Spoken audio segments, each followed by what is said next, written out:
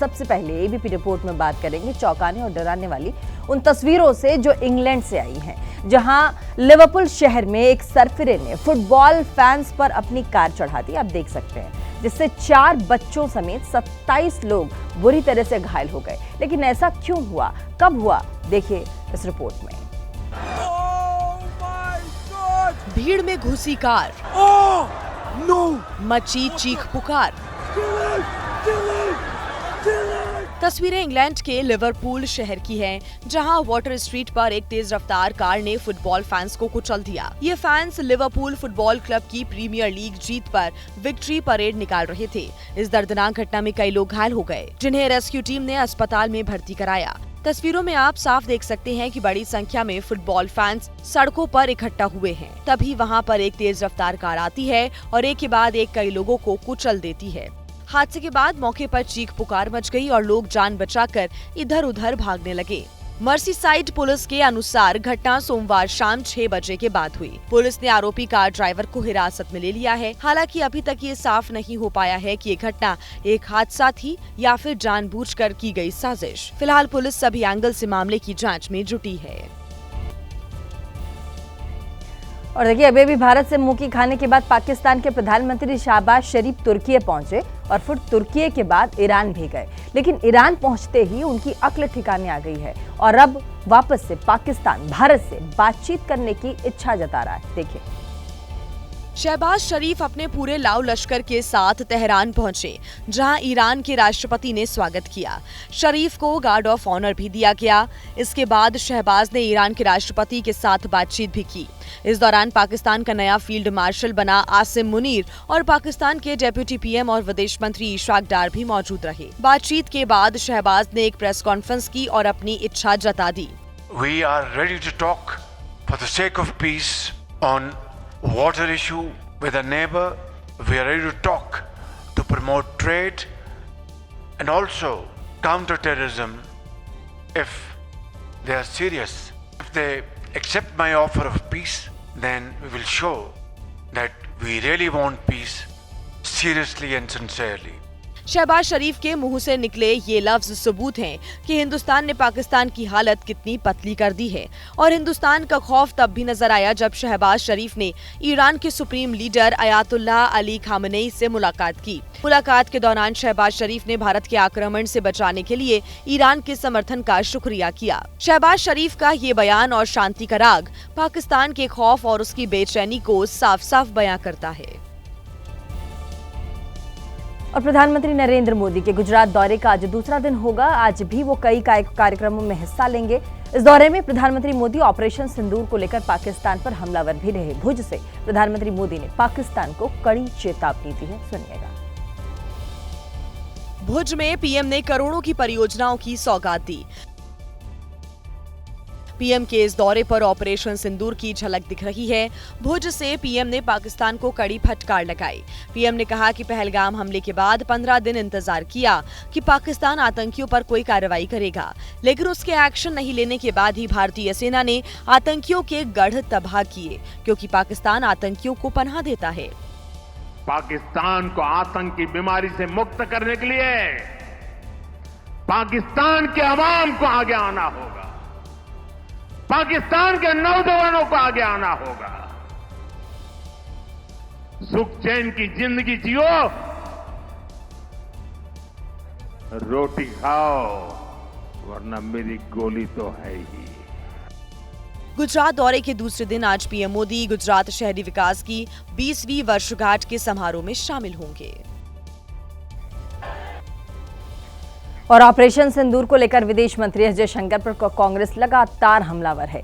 पाकिस्तान को जानकारी कब दी गई, क्या दी सीज फायर में किसी तीसरे देश का दखल था, ऐसे कई सवाल लगातार एस जयशंकर से पूछे जा रहे थे और उन सभी सवालों का विदेश मंत्री ने एक एक करके जवाब भी दिया है। देखिए, विदेश मंत्री ने विदेश मामलों की समिति की बैठक में विपक्ष के हर सवाल का जवाब दिया। एस जयशंकर ने बताया कि ऑपरेशन सिंदूर के पहले चरण के बाद जब अमेरिकी विदेश मंत्री ने बताया कि पाकिस्तान बड़ा हमला कर सकता है, तो हमारा उन्हें जवाब था कि भारत उससे भी बड़ा हमला करने के लिए तैयार है। सीज फायर पर कहा, हमने यही कहा है कि वो फायर करेंगे तो हम फायर करेंगे, वो रुकेंगे तो हम रुकेंगे। विदेशी दखल पर कहा, सीज फायर डीजीएमओ बातचीत से हुआ, इसमें किसी देश का कोई रोल नहीं था। पाकिस्तान को जानकारी पर कहा, ऑपरेशन के कुछ देर बाद बताया गया कि सिर्फ आतंकी ठिकाने निशाने पर थे। सिंधु जल समझौते पर कहा, जो कुछ भी होगा वो अच्छा होगा और देश हित में ही होगा। जानकारी छिपाने पर कहा, जो पूछना है सरकार से पूछें, सार्वजनिक सवाल पूछकर माहौल ना बिगाड़ें। विदेश मंत्री ने एक बार फिर स्थिति साफ कर दी है कि पाकिस्तान को ऑपरेशन सिंदूर शुरू होने के बाद सूचना दी गई थी, ना कि शुरू होने से पहले। अब देखना होगा कि विपक्ष उनके इस बयान को मानता है या फिर पुराने बयान को ही पकड़कर बैठा रहता है। खबरों का सिलसिला देखिए आगे बढ़ाते हैं और अब बात पाकिस्तान की मक्कारी की कर लेते हैं। झूठ और फरेब की भी बात करें। नहीं है कि पाकिस्तान की सरकार और वहां की सेना अपनी ही आवाम को मूर्ख बना रही है। शहबाज ने पहले आसिम मुनीर को फील्ड मार्शल की रैंक दे दी और अब दुनिया को दिखाने के लिए एक झूठा उपहार लिया है, जिसको लेकर के पाकिस्तान की पूरी दुनिया में खिल्ली उड़ाई जा रही है। देखिए, पहली बात तो यह है कि सेना की वर्दी में मुनीर ऐसा दिखता है मानो बारात में कोई बैंड बजाने वाला हो। दरअसल ये तस्वीर उसी रात की है जब आसिम मुनीर को फील्ड मार्शल की रैंक दी गई थी। इसके बाद डिनर का आयोजन हुआ और उसी आयोजन में शहबाज शरीफ ने मुनीर को ये तस्वीर भेंट की। इस तस्वीर के जरिए एक बार फिर ये झूठ फैलाने की कोशिश हुई कि कैसे पाकिस्तान ने भारत को जवाब दिया। तस्वीर में एक साथ कई मल्टीपल रॉकेट लॉन्चर सिस्टम को फायरिंग करते हुए दिखाया गया है। रॉकेट के दागने से तस्वीर में आग का गुबार भी दिखाई दे रहा है, लेकिन जब फैक्ट चेक हुआ तो शहबाज और मुनीर दोनों की पोल खुल गई। दरअसल ये तस्वीर पाकिस्तानी सेना की है ही नहीं, ये तो चीन की पीएलए आर्मी की रॉकेट फोर्स की तस्वीर है, जिसे साल 2019 में चीन की सेना ने एक युद्धाभ्यास के दौरान खींचा गया था।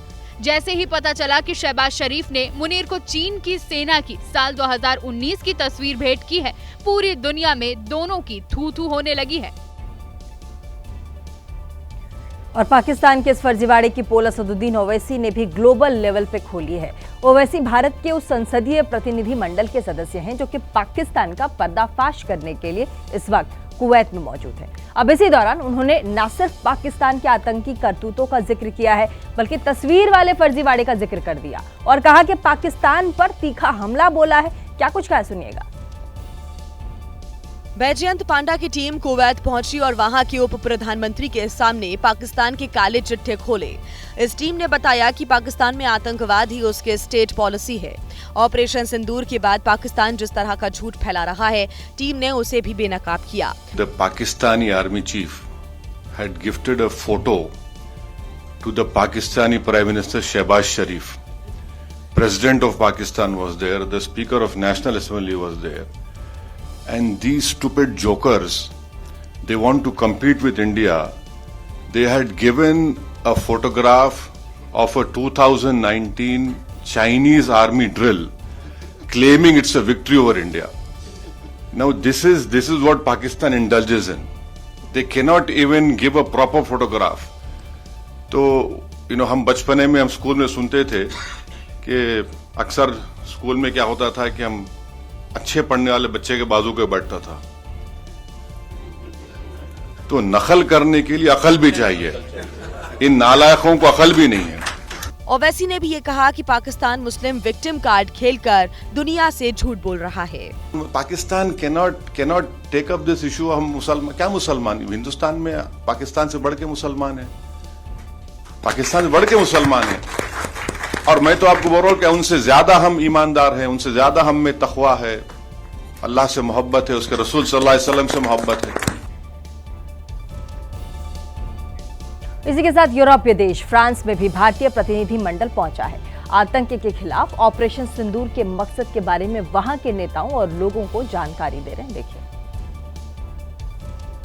पेरिस में भारतीय सांसदों के दल ने भारतीय दूतावास में गांधी प्रतिमा पर फूल चढ़ाए। इसके बाद आतंक के खिलाफ ऑपरेशन सिंदूर का मकसद फ्रांस को बताया। यूरोप खुद बीते कुछ वर्षों से आतंक से पीड़ित रहा है। भारत ने बताया कि ऑपरेशन सिंदूर आतंक के खिलाफ भारत की नॉन स्टॉप लड़ाई का प्रतीक है। आतंकवाद पूरी दुनिया के लिए खतरा है, लिहाजा सबको साथ आना चाहिए। We have come with great degree of pain and agony, but also there is a resolve that India will stand together in the fight against terrorism and tell the world that India is indeed united. Shiv Sena Uddhav गुट की सांसद प्रियंका चतुर्वेदी ने भी आतंकवाद को लेकर पाकिस्तान को आड़े हाथों लिया। प्रियंका चतुर्वेदी ने कहा कि वो मुंबई की हैं और वहां कई आतंकी हमले देखे हैं, लिहाजा अब आतंकवाद को कतई बर्दाश्त नहीं किया जाएगा। The same challenges that we suffer back home. We've been fighting for it for decades. And let me also leave you with just one thought. Yes, I come from the land of Gandhi. Yes, we all come from the land of Buddha. But we also come from the land of Krishna. And during Mahabharata, when Arjuna was reluctant to fight against his own, that is when Lord Krishna had told him, अगर धर्म वापस लाना है तो युद्ध भी करना होगा। और कांग्रेस सांसद शशि थरूर की टीम गुआना पहुंची है। यहां पर गुआना में प्रधानमंत्री ने पूरे प्रतिनिधिमंडल का गर्मजोशी से स्वागत किया। डेलीगेशन ने वहां की संसद के स्पीकर से भी मुलाकात की है और अपना पक्ष भी रखा। सुनिएगा। टीम थरूर जब गुआना पहुंची तो जॉर्ज टाउन में वहां प्रधानमंत्री ने पूरे प्रतिनिधिमंडल को डिनर पर बुलाया।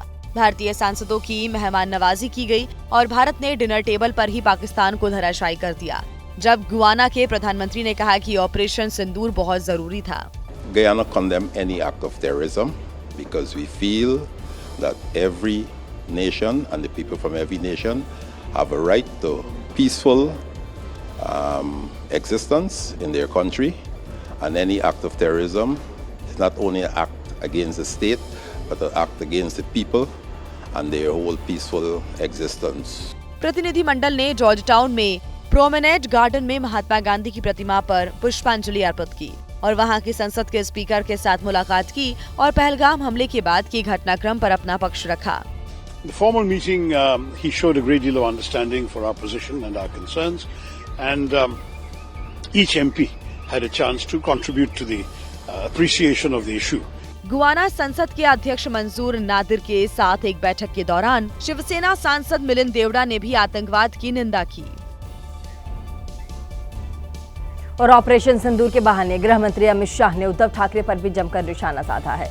महाराष्ट्र के नांदेड़ में अमित शाह ने कहा कि आज अगर बाला साहब ठाकरे होते तो इस ऑपरेशन के लिए प्रधानमंत्री मोदी को गले से लगा लेते। देखिए। महाराष्ट्र दौरे के दूसरे दिन गृह मंत्री अमित शाह नांदेड़ में थे, जहां उन्होंने महाराष्ट्र के पूर्व सीएम वसंतराव नाईक की प्रतिमा का अनावरण किया। जहां मौजूद लोगों को संबोधित करते हुए अमित शाह ने ऑपरेशन सिंदूर का जिक्र किया और लगे हाथ उद्धव ठाकरे पर निशाना साधने से भी नहीं चूके। ये उद्धव सेना को क्या हो गया है? ये बाला साहब की पार्टी हुआ करती थी एक जमाने में। आज बाला साहब होते तो ऑपरेशन सिंदूर के लिए मोदी जी को गले लगा लेते, गले लगा। अमित शाह के इस बयान पर शिवसेना उद्धव गुट की प्रतिक्रिया नहीं आई है, लेकिन शिवसेना शिंदे गुट ने अमित शाह से हाँ में हाँ मिलाई है। गले लगाने की बात है ना, बाला साहब ठाकरे खुद बंबई में नरेंद्र मोदी जी को बुलाते थे और उनका जाहिर सत्कार करते थे। ये बात ही ऐसी है। गोली का बदला,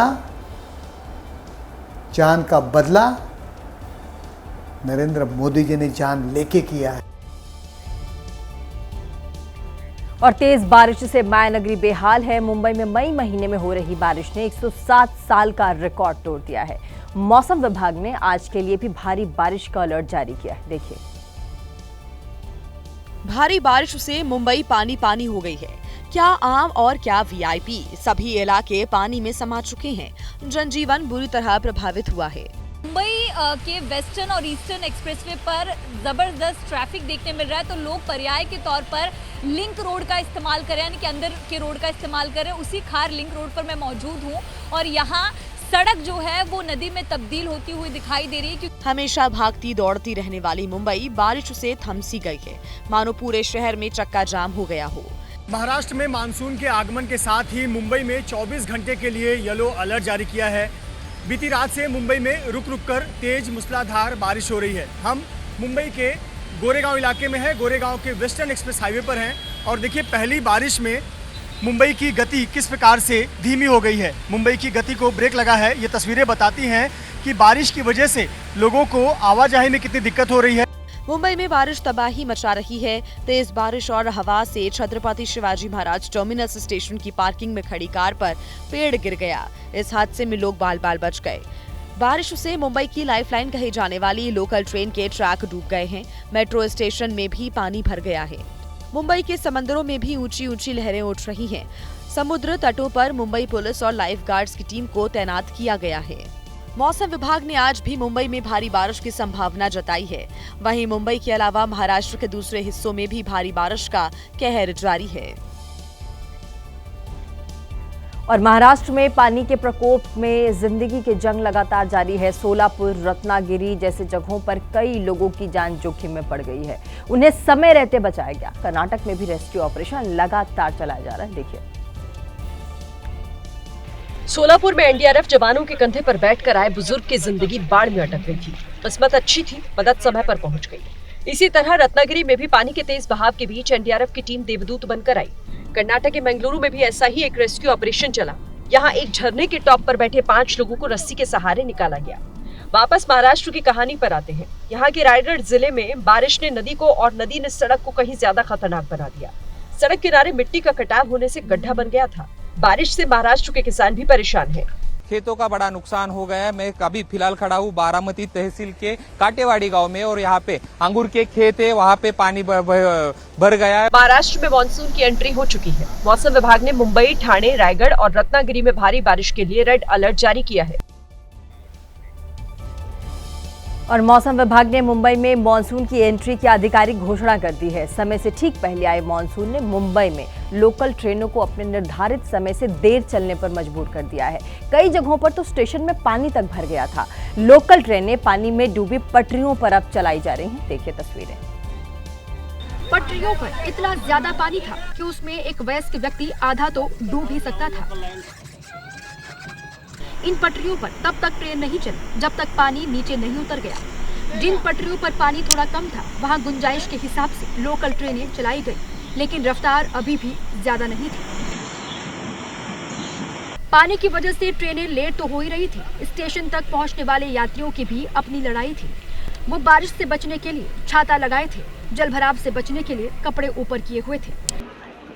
ट्रैक पर इसी तरह पानी भरने की वजह से मुंबई से ठाणे के बीच चलने वाली ट्रेनें देरी से चली।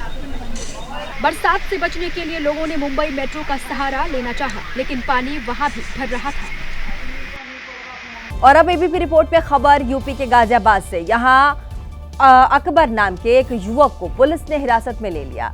उस पर एक हिंदू लड़की को बंधक बनाने और शादी के लिए धमकाने का आरोप लगा है। पुलिस ने लड़की को सही सलामत छुड़वा लिया है। क्या कुछ है, देखिए इस मामले। घटना गाजियाबाद के इंदिरापुरम इलाके की है। भीड़ बहुत गुस्से में थी। इस दुकान में तोड़फोड़ भी की, जिसके मालिक पर आरोप है कि उसने एक हिंदू लड़की को बंधक बनाया और डरा धमकाकर उसे भगा ले गया। ये तस्वीर उस आरोपी की है जिसका नाम अकबर खान बताया जा रहा है और लड़की के घर वालों की शिकायत के आधार पर पुलिस ने आरोपी अकबर को हिरासत में ले लिया है। इंदिरापुरम की अभय खंड में रहने वाले एक व्यक्ति ने शिकायत की थी कि उनकी 22 साल की बेटी ब्यूटी पार्लर चलाती है। पार्लर के बगल में ही अकबर खान और मकसद जन सेवा केंद्र चलाते हैं। 24 मई की शाम 6 बजे सूचना मिली कि उनकी बेटी को जनसेवा केंद्र में बंधक बना लिया गया है। जब वो अपनी पत्नी के साथ वहां पहुंचे तो आरोपी ने कहा कि अपनी लड़की की शादी हमसे कर दो, नहीं तो हम जान से मार देंगे। इस बीच भीड़भाड़ का फायदा उठाकर जबरन उनकी बेटी को भगा ले गया, जिसके बाद पुलिस ने आरोपी अकबर को धर दबोचा और लड़की को सकुशल बरामद कर लिया गया। एक वादी के द्वारा उपस्थित होकर ये तहरीर दी गई कि उनकी बेटी को एक दूसरे समुदाय के व्यक्ति के द्वारा जबरन धमकाकर तथा बंधक बनाकर अपहरण कर लिया गया है। उक्त संबंध में तत्काल ही तहरीर के आधार पर सुसंगत धाराओं में अभियोग पंजीकृत किया गया तथा पुलिस टीम की तत्परता से अपहर्ता को सकुशल बरामद किया गया। इस बीच पुलिस उन लोगों के खिलाफ भी मुकदमा दर्ज कर रही है जिन्होंने कानून हाथ में लेते हुए आरोपी की दुकान में तोड़फोड़ की। और अब खबर चलिए मेरठ से आपको बता देते हैं। यहाँ पर पुलिस ने एक गजब की फुर्ती दिखाते हुए एक मनचले को धर दबोचा है, जिसने एक महिला के साथ सरेआम बीच सड़क पर छेड़खानी की कोशिश की थी और पुलिस के डंडे पड़ने के बाद अब वो माफी मांगता फिर रहा है। देखिए। सर गलती हो गई, अब नहीं होगी। अब नहीं होगी बिल्कुल भी। कान पकड़कर माफी मांगता ये शख्स मंचलों की उस जमात में से एक है जो राह चलती लड़कियों पर बुरी नजर डालते हैं, उन्हें छेड़ते हैं। इसने भी वैसी ही गंदी हरकत की थी और अब कानून के शिकंजे में है। थाना लिसाड़ी गेट में एक वीडियो वायरल हुआ जिसमें कि एक सौदे द्वारा एक युवती के साथ में अभद्रता की गई। इसमें पुलिस ने वीडियो के आधार पर उस बदमाश की शिनाख्त की और उसे गिरफ्तार किया है और उसके खिलाफ मुकदमा लिखकर उसके खिलाफ विधिक कार्रवाई की जा रही है। उसे जेल भेजा जा रहा है। दरअसल आरोपी ने एक बुर्कानशी महिला से छेड़खानी की थी। महिला एक बच्चे के साथ जा रही थी, तभी बाइक पर सवार आरोपी सोहेल आया। इससे पहले कि महिला कुछ समझ पाती, आरोपी सोहेल उसकी तरफ बढ़ा और छेड़छाड़ करके फरार हो गया था। इसका वीडियो भी सोशल मीडिया पर वायरल हुआ तो पुलिस हरकत में आई और वीडियो के आधार पर आरोपी की शिनाख्त करके चंद घंटे में ही उसको गिरफ्तार कर लिया। सर गलती हो गई, गलती हो गई, अब नहीं होगी, अब नहीं होगी बिल्कुल भी। और तेज प्रताप यादव और अनुष्का यादव के रिलेशनशिप की बात सामने आने के बाद लालू यादव परिवार में भूचाल आ गया है। इस मामले में तेज प्रताप की पत्नी ऐश्वर्या मीडिया के सामने आई हैं और लालू परिवार पर एक के बाद एक कई सनसनीखेज आरोप लगाए हैं। देखिए। तेज प्रताप यादव की पत्नी ऐश्वर्या राय ने लालू परिवार से पूछा कि जब सब कुछ पहले से पता था तो उनकी जिंदगी बर्बाद क्यों की। हम ये पूछना चाहते हैं, जब इन लोगों को पता था कि ऐसी बात है तो फिर मेरी शादी क्यों करवाई, मेरी जिंदगी क्यों बर्बाद की, उसके बाद मेरे को मारा क्यों। ऐश्वर्या ने आरोप लगाया कि तेज प्रताप यादव को पार्टी से निकालकर लालू यादव और राबड़ी यादव सिर्फ नाटक कर रही हैं और कुछ नहीं। दरअसल तेज प्रताप यादव ने सोशल मीडिया पर पोस्ट कर अपनी और अनुष्का के रिलेशन को कंफर्म किया था, जिसके बाद आनन फानन में तेज प्रताप यादव को पार्टी और परिवार दोनों से निकाल दिया गया। ये इनका सामाजिक न्याय जाग गया है। ये लोग सब मिले हुए रहते हैं, ये लोग कोई अलग अलग नहीं हुआ है, ये लोग सब मिले हुए हैं। कल भी राबड़ी देवी गई होंगी, उनको उसका आंसू पोछी होंगी और बोली होगी अभी शांत रहो, सब हम ठीक कर देंगे। इलेक्शन के बात है, इसीलिए इन लोगों ने ऐसा ड्रामा रचा है। और बिहार के सीएम नीतीश कुमार एक बार फिर से अपनी हरकत की वजह से सुर्खियों में आ गए हैं। एक कार्यक्रम में उन्होंने तोहफे में मिले छोटे से गमले को अफसर के सर पर रख दिया। देखिए। कार्यक्रम नियुक्ति पत्र वितरण समारोह का था। नीतीश कुमार हॉल में आते हैं, कुर्सी पर बैठे तो स्वागत में अपर मुख्य सचिव एस सिद्धार्थ ने उनको गमला भेंट किया, लेकिन इसके बाद नीतीश ने स्वागत में दिया गया गमला ही एसीएस एस सिद्धार्थ के सिर पर रख दिया। सीएम साहब की इस हरकत से सभी अफसर चौंके। करते भी तो क्या करते, मुस्कुराते हुए आगे बढ़ गए। सीएम नीतीश के अगल बगल खड़े लोग भी मुस्कुराते दिखे। नीतीश ने इधर गमला अफसर के सिर पर रखा, उधर सोशल मीडिया पर नीतीश का ये वीडियो वायरल हो गया। आरजेडी के सोशल अकाउंट से भी वीडियो पोस्ट किया गया, जिसकी हेडलाइन थी बिहार के मुख्यमंत्री नीतीश कुमार की मानसिक स्थिति। वैसे नीतीश अक्सर ऐसी हरकतों से चौंकाते रहे हैं। कभी उनकी पीएम के पैर छूने वाली तस्वीरें चर्चा का विषय बन जाती हैं, तो कभी विधानसभा में नेता विपक्ष तेजस्वी के साथ इशारेबाजी, कभी वो राष्ट्रगान के समय इशारे करते दिखे, तो कभी अफसर का पैर छूने आगे बढ़ जाते हैं। और अब एक बड़े अफसर के सिर पर गमला रखना फिर चर्चा के केंद्र में है। और नाबालिग महिला पहलवान से यौन शोषण के मामले में ब्रजभूषण शरण सिंह को बड़ी राहत मिली है। कोर्ट ने दिल्ली पुलिस की क्लोजर रिपोर्ट को स्वीकार कर लिया, एक्सेप्ट कर लिया। अब इसके बाद पॉक्सो एक्ट के तहत मामला जो दर्ज था उसे खत्म कर दिया गया है। देखिए। दिल्ली पुलिस ने भारतीय कुश्ती संघ के पूर्व अध्यक्ष ब्रजभूषण के खिलाफ कनॉट प्लेस थाने में 2 एफआईआर दर्ज की थी। एक एफआईआर आईपीसी की विभिन्न धाराओं के तहत थी, जबकि दूसरी पॉक्सो एक्ट के तहत। पॉक्सो केस में नाबालिग शिकायतकर्ता ने अपने आरोप वापस ले लिए थे, जिसके बाद दिल्ली पुलिस ने क्लोजर रिपोर्ट दायर की थी और पटियाला हाउस कोर्ट ने मुकदमा बंद कर दिया। फैसले के बाद ब्रजभूषण शरण सिंह के बेटे प्रतीक भूषण सिंह ने सोशल मीडिया पर पोस्ट किया और इसे सत्य की जीत बताया है। हालांकि यौन उत्पीड़न के दूसरे मामले में 5 महिला पहलवानों की शिकायतों के आधार पर ब्रजभूषण शरण सिंह के खिलाफ चार्ज फ्रेम किए गए हैं। इस केस को लेकर ब्रजभूषण शरण सिंह ने दिल्ली हाईकोर्ट में एफआईआर, चार्जशीट और ट्रायल कोर्ट की कार्रवाई को चुनौती दी है, जिसकी सुनवाई फिलहाल लंबित है। और यूपी के फतेहपुर में भयंकर सड़क हादसा हो गया। पूरी घटना पेट्रोल पंप के बाहर लगे सीसीटीवी कैमरे में कैद हो गई। वहीं हिसार के हरियाणा में रोडवेज की एक बस पलट गई है। देखिए, टक्कर बहुत भीषण थी। इतनी तेज थी कि मोपेड पर सवार बुजुर्ग सड़क किनारे खेतों में जा गिरे, गंभीर रूप से घायल हो गए। घटना फतेहपुर के सुल्तानपुर घोष की है। मोपेड पर सवार बुजुर्ग पेट्रोल पंप से निकले और सड़क पार कर जैसे ही दूसरे छोर पर पहुंचे, ठीक उसी वक्त तेज रफ्तार से आ रही बोलेरो ने टक्कर मार दी। बुजुर्ग उछलकर खेतों में जा गिरे। बोलेरो सवार उनकी बाइक को घसीटते हुए आगे बढ़ता गया और फरार हो गया। घायल बुजुर्ग को फौरन अस्पताल में भर्ती कराया गया और टक्कर मारने वाली कार और उसके ड्राइवर की तलाश में पुलिस जुटी है। भीषण सड़क हादसा हरियाणा के हिसार में भी हुआ, जहां रोडवेज की एक बस पलट गई। बस में 65 मुसाफिर सवार थे, ज्यादातर कोचिंग और स्कूल जाने वाले स्टूडेंट्स थे। हादसा राजली गाँव के पास हुआ, जिसमें एक स्टूडेंट की मौत हो गई है, जबकि 4 लड़कियां गंभीर रूप से जख्मी हो गई। और राजनीति में अभी तक आलू से सोना बनाने वाली मशीन का जिक्र होता था, चर्चा होती थी, लेकिन अब कूड़े से सोना बनाने वाली नई मशीन भी तैयार कर ली गई है।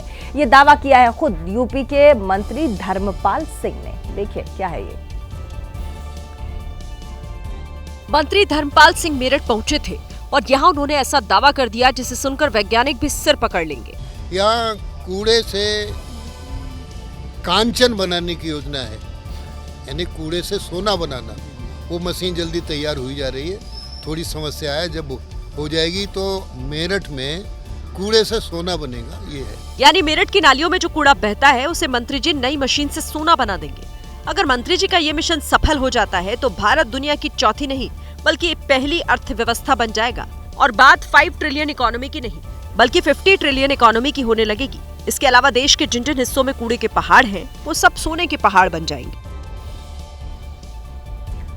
और यूपी के ललितपुर में अधिकारियों पर मधुमक्खियों के झुंड ने हमला कर दिया। मधुमक्खी के हमले में मुख्य विकास अधिकारी बेहोश हो गए, जबकि कई और अधिकारी कर्मचारी घायल हो गए। भागम भाग मची है क्योंकि इन पर एक साथ 500 मधुमक्खियों ने अचानक हमला बोल दिया। काले कपड़े डाले अधिकारी और कर्मचारी जान बचाने के लिए इधर उधर भागने लगे, लेकिन मधुमक्खियों ने उनका पीछा नहीं छोड़ा। मौके पर मौजूद ग्रामीणों ने बहादुरी दिखाते हुए सभी को बचाया, लेकिन सीडीओ कमलकांत पांडे बेहोश हो गए। उनको गांव वालों ने खटिया पर लिटाकर कंधे पर उठाकर ट्रैक्टर तक पहुंचाया। इस दौरान कई अधिकारी और कर्मचारी भी घायल हो गए, जिनको प्राथमिक उपचार के बाद झांसी मेडिकल कॉलेज रेफर कर दिया गया। राहत की बात यह है कि अब सभी की हालत ठीक है। सभी अधिकारी सरकारी योजनाओं का निरीक्षण करने पहुंचे थे। इससे पहले कल सोनभद्र में भी मधुमक्खियों ने नोडल अधिकारी जयशंकर दुबे पर हमला बोल दिया था, जिससे उनका चेहरा सूज गया। और देश में अतिक्रमण का क्या हाल है इसे बताने की कोई जरूरत नहीं है, लेकिन आपको यूपी के गाजीपुर का ये वीडियो जरूर देखना चाहिए, जहां पर रेलवे ट्रैक पर बकरे का बाजार सजाया जाता है। देखिए क्या हाल है। ये वीडियो गाजीपुर के दिलदार नगर इलाके का है और जहां लोगों की भीड़ लगी है वो रेलवे ट्रैक है। रेलवे ट्रैक पर बकरे की मंडी लगती है और ये सिलसिला करीब 20 सालों से चला आ रहा है।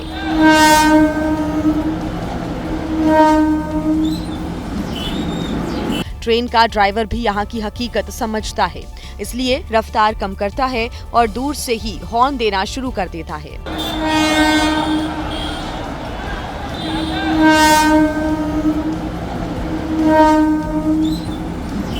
ट्रेन की आवाज सुनकर दुकानदार और ग्राहक किनारे हट जाते हैं और जैसे ही ट्रेन गुजरती है दोबारा इस रेलवे ट्रैक पर बकरे की मंडी सज जाती है। हैरानी की बात तो यह है कि इस मंडी के लिए जिला पंचायत की तरफ से लाइसेंस भी जारी किया गया है। प्रकरण में पशु मेला की सशर्त अनुमति अपर मुख्य अधिकारी जिला पंचायत द्वारा दी गई थी, लेकिन यह अनुमति रेलवे ट्रैक पे मेला लगाने के लिए नहीं थी। भीड़ बढ़ने के कारण कुछ लोग रेलवे ट्रैक पे आ गए थे।